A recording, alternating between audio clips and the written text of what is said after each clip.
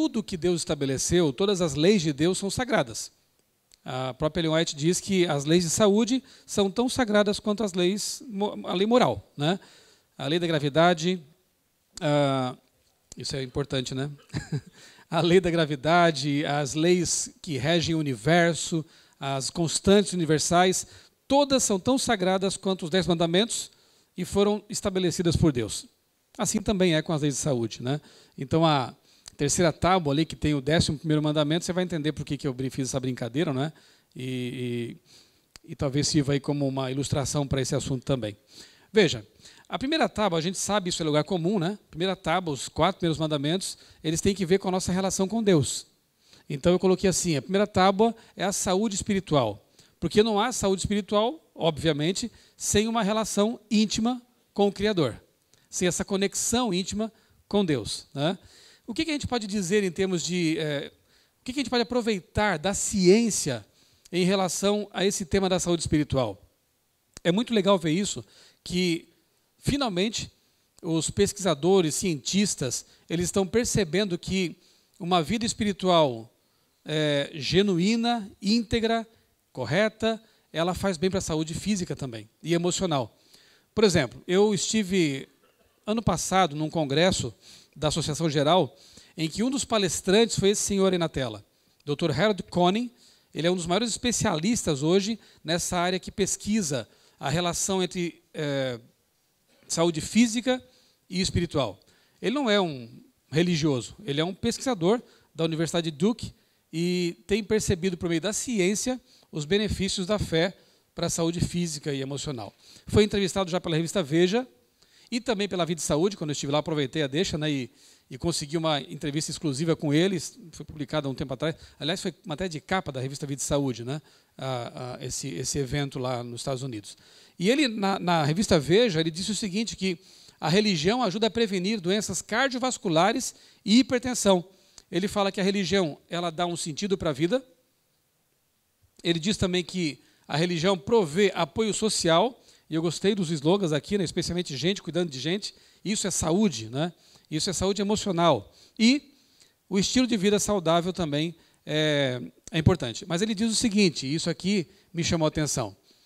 Não adianta dizer só que se é espiritualizado. Está na moda hoje de falar isso, né? Eu sou uma pessoa espiritualizada, né? Ou espiritualidade. Ele ataca esse ponto. Ele diz que isso é muito vago, muito volátil, né? Não adianta só dizer que é espiritualizado e não fazer nada. É preciso ser comprometido. Gente, só para destacar, quem está dizendo isso é um cientista. Mas parece que é um presidente falando, né? Tem que ser comprometido com a visão, com a missão, né? Ele diz, tem que ser comprometido com a religião para desfrutar dos seus benefícios. É preciso acordar cedo para ir aos cultos, fazer parte de uma comunidade, expressar sua fé em casa por meio de orações e do estudo das Escrituras. As crenças religiosas precisam influenciar a vida para que elas influenciem também a saúde.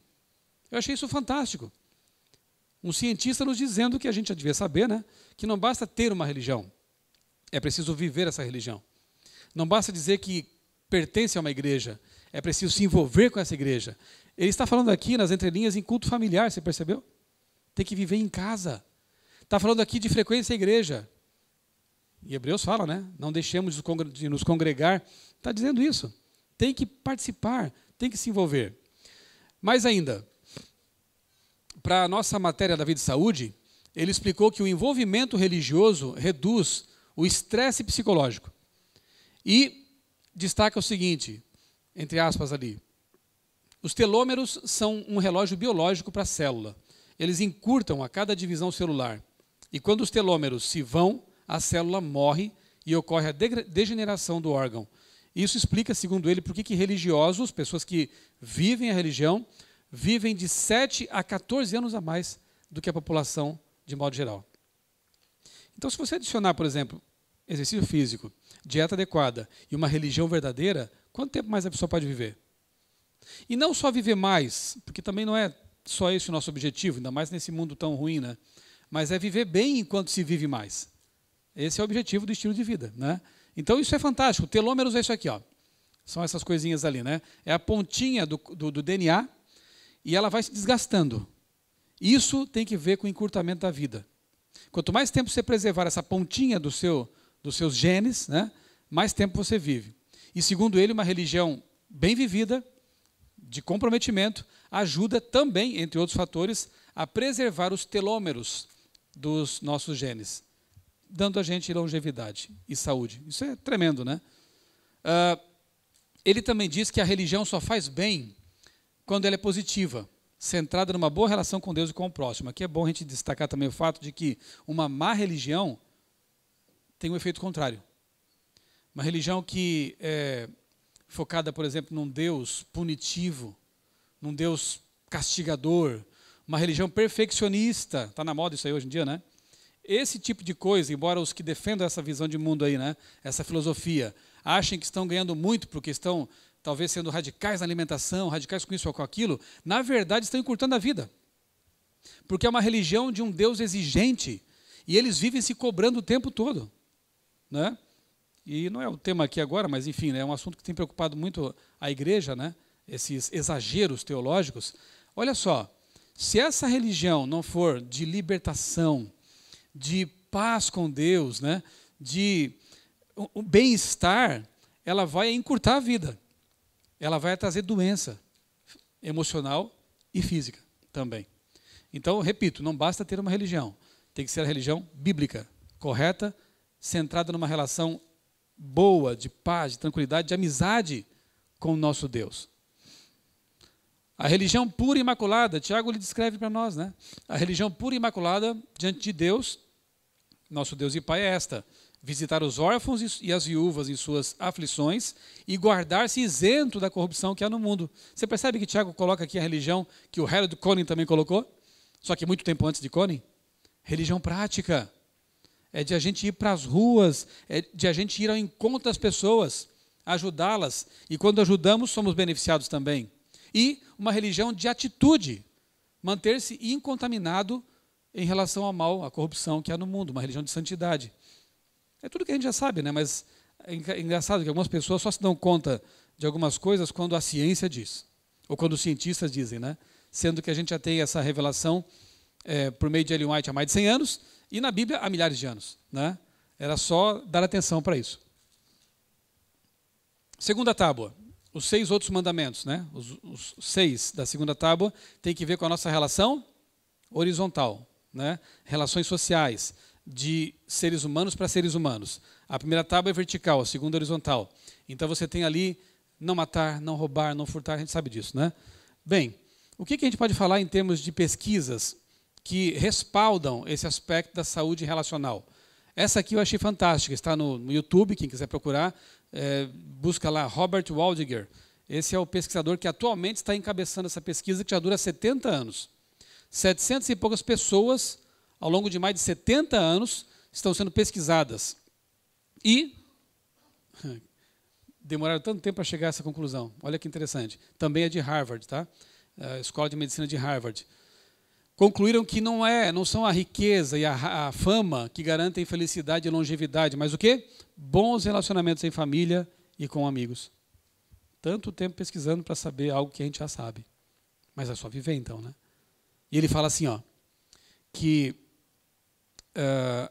esse psiquiatra, que agora chefia essa pesquisa, né, ele destaca 3 lições. No vídeo que o link é enorme ali, mas se você colocar no YouTube lá o nome dele, você já encontra esse vídeo. Lá no TED Talks, né, aquelas palestras bem feitas, né? Primeiro, conexões sociais fazem bem para os seres humanos, já a solidão é tóxica, ela mata. Segundo, qualidade das relações é mais importante do que a quantidade. Hoje tem gente que se gaba de ter 5 mil amigos no Facebook, mas quando vai ver tem 2, na verdade, né? De verdade. Então, outra obviedade aqui, né? A qualidade é mais importante que a quantidade, né? Ter um bom amigo, pessoas com quem a gente possa se abrir, pessoas com quem a gente possa contar a qualquer momento, né? Isso é importante.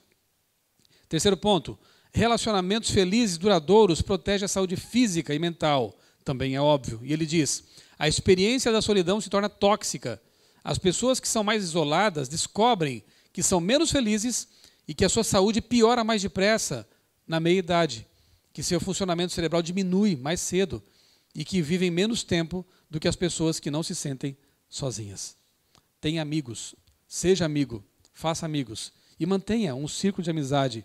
Isso também é fator de saúde física e mental, né? Bom, eu falei das 2 tábuas que nós conhecemos muito bem. E qual é então a terceira tábua que você acrescentou aí? Saúde física, né? É a saúde física. O 11º mandamento é cuida do seu corpo, né? E sobre esse aspecto, eu estava lendo esse livro aqui um tempo atrás, eu achei muito interessante, também é tudo coincidência, mas enfim, ele também é de Harvard, o autor, John Hattie, e Corpo Ativo, Mente Desperta. Na verdade, ele compara o nosso cérebro com o hardware e a nossa mente com o software. Se o hardware, a parte física, não estiver bem, o software não vai rodar bem também.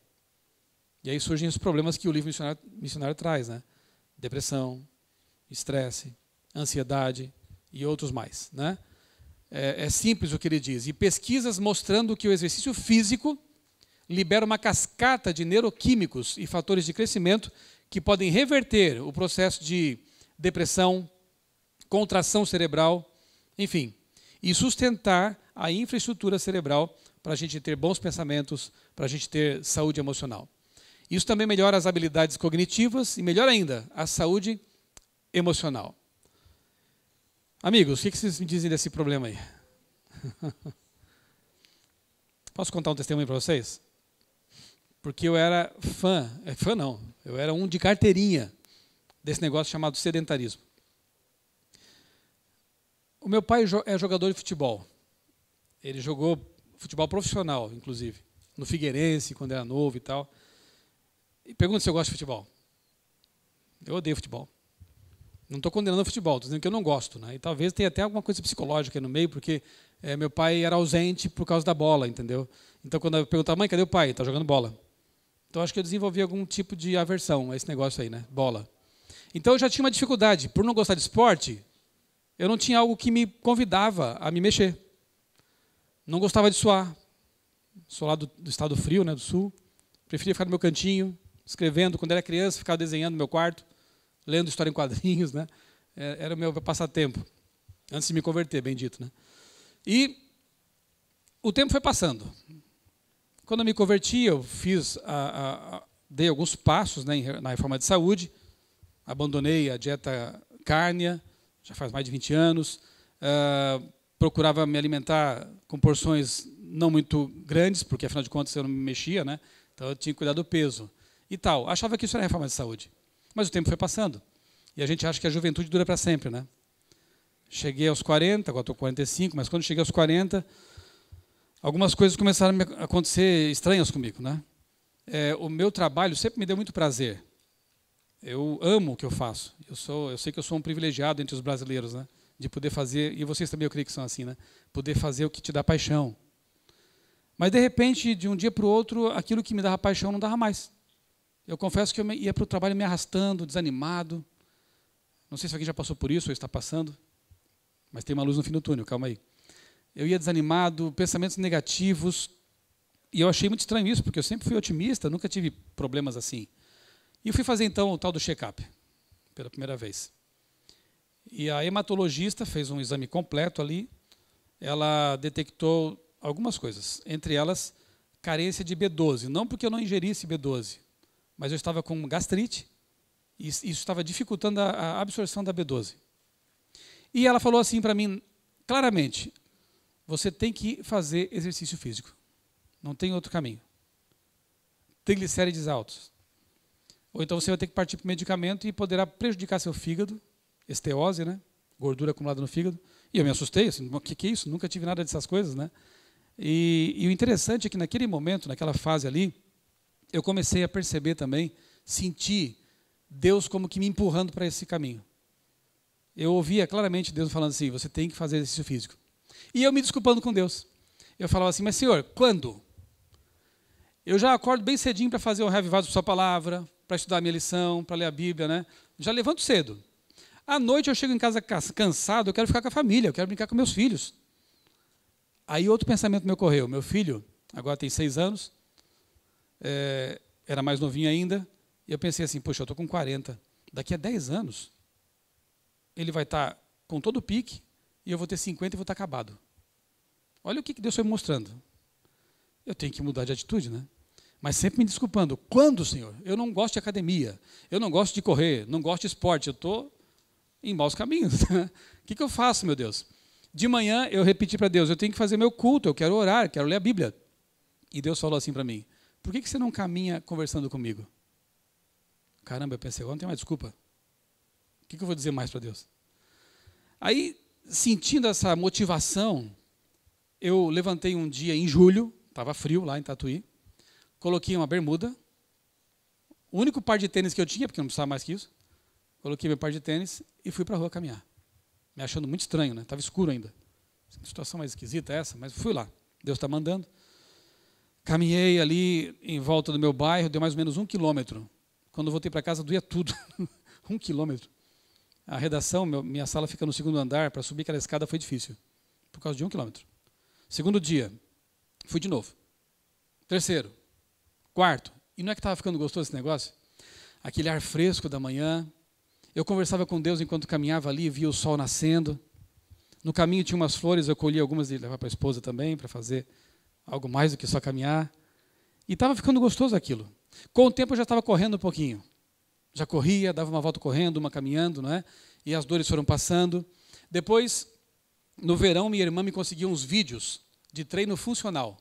E era tudo que eu precisava. Por quê? Eu não quero sair de casa à noite porque eu quero ficar com a família.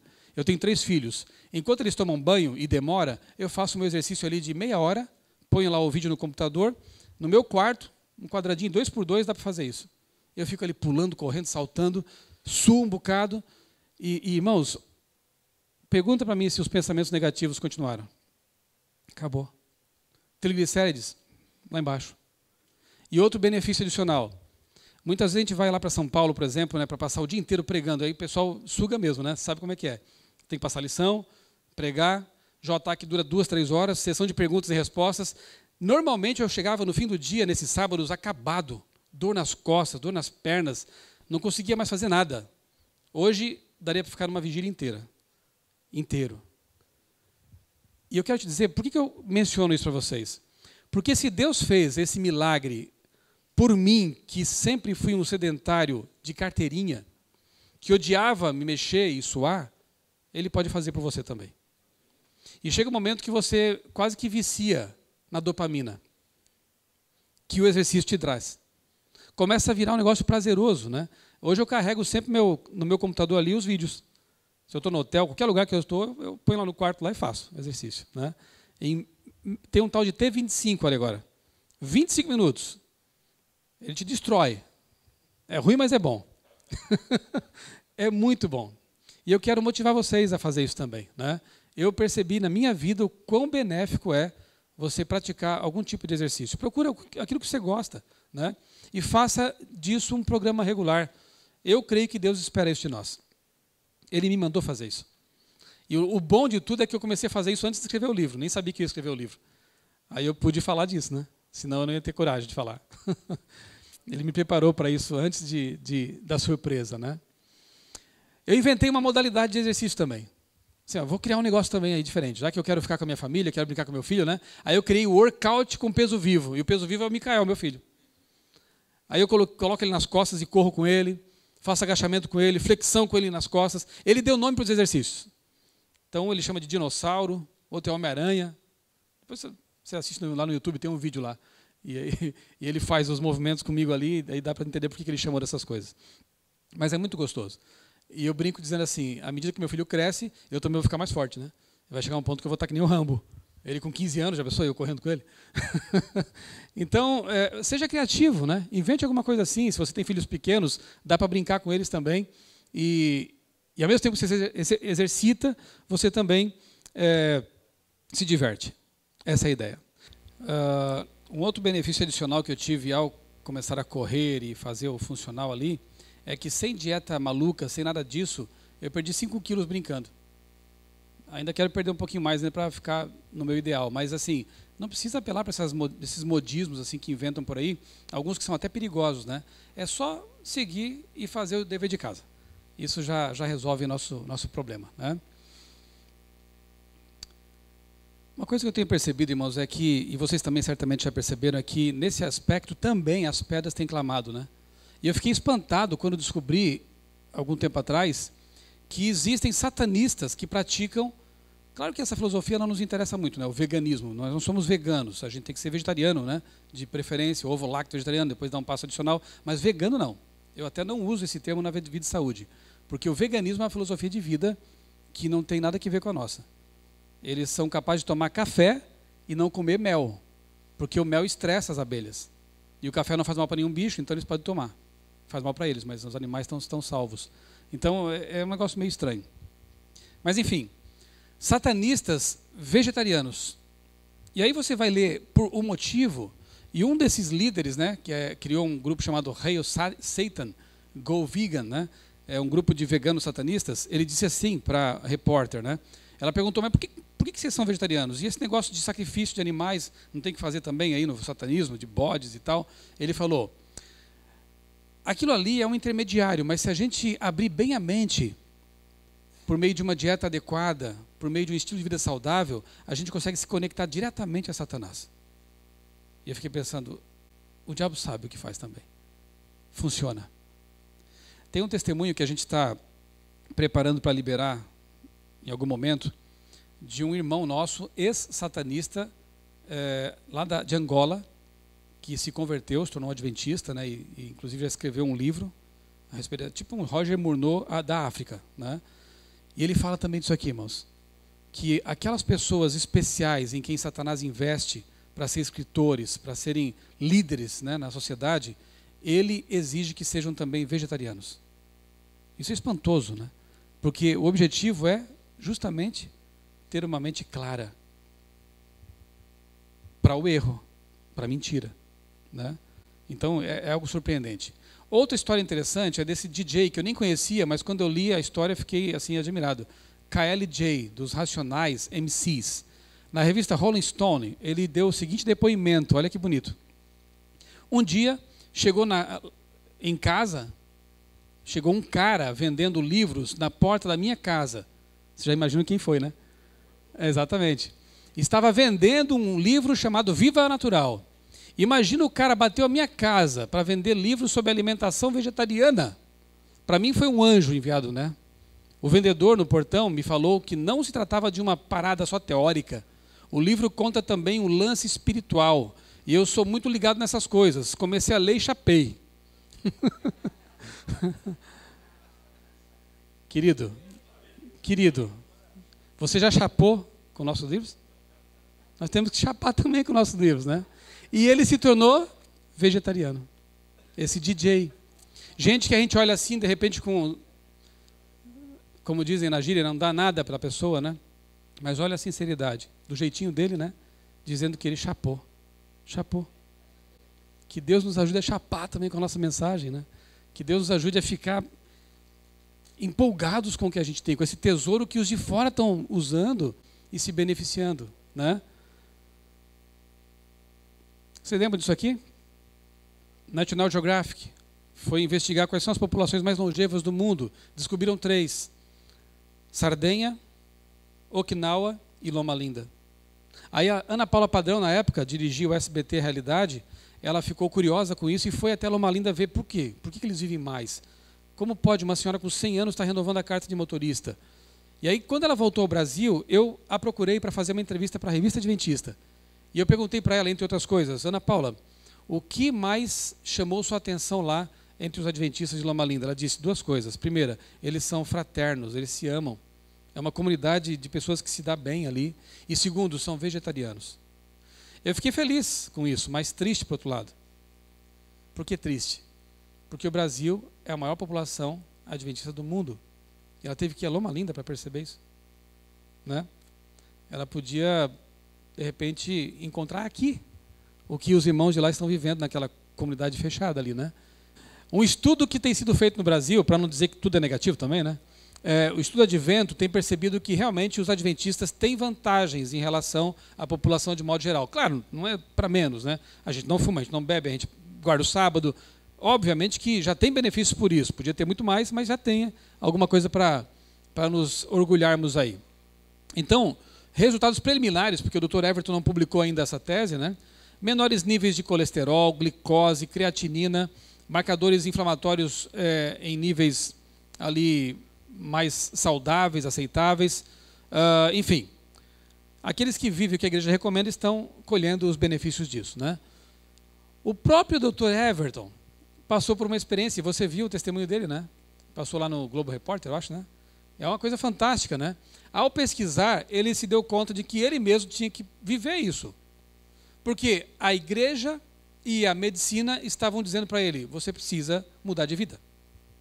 E você viu o que aconteceu com ele, né? Ali está o Dr. Everton, alguns anos atrás, e sem dietas malucas, repito isso, sem modismos dietéticos, só vivendo o que os nossos livros dizem. Ele chapou e aconteceu o seguinte com ele, olha lá, 40 quilos em 7 meses, ele perdeu. Basicamente cortou açúcar, gordura animal, saturada, e passou a fazer exercício físico. Olha o resultado. Funciona. Funciona, a gente tem tudo na mão, né? Nós temos aí então as 8 atitudes saudáveis que já pertencem, né, a nós há muito tempo. É só colocar em prática: água, repouso, luz solar, abstinência e tal, exercício, né, descanso, domínio próprio, confiança em Deus. Está tudo ali, nós temos isso. Eu gosto muito desse verso que diz: amado, oro para que você tenha boa saúde e tudo lhe corra bem, assim como bem vai a sua alma. Não basta a gente focar só no espiritual, só na igreja, só nos aspectos da nossa fé, né, no crescimento da igreja. Deus quer que nós, como amados dele, também demos atenção à nossa saúde física, para sermos mais úteis à igreja e à família, para sermos melhores pais, melhores mães e melhores líderes. É isso que Deus quer de nós. É a isso que ele nos chama, né? Eu vim para que tenham vida, e vida plena, disse Jesus, em todos os aspectos, das 3 tábuas, né? Vida plena. Se ouvires atento a voz do Senhor teu Deus, e fizeres o que é reto diante dos seus olhos, e inclinares os teus ouvidos aos seus mandamentos, todos os mandamentos, todos, guardares os seus estatutos, nenhuma das enfermidades porei sobre ti que pus sobre o Egito, porque o Senhor te sara. E Provérbios 4, 20 a 22, filho meu, atenta para as minhas palavras, inclina o teu ouvido às minhas instruções, todas, não se apartem elas de diante dos teus olhos, guarda-as dentro do teu coração, porque são vida para os que as encontram e saúde para o seu corpo. Esse é o desejo do nosso Deus, que nós tenhamos qualidade de vida para também ter uma igreja com mais qualidade, um serviço, um ministério com mais qualidade, uma paternidade e maternidade com mais qualidade, tudo com mais qualidade. Passa também pela saúde física. Que Deus nos abençoe como líderes, né? E que nós possamos realmente viver o que nós pregamos e com isso ser abençoados por Deus, para poder abençoar outros também.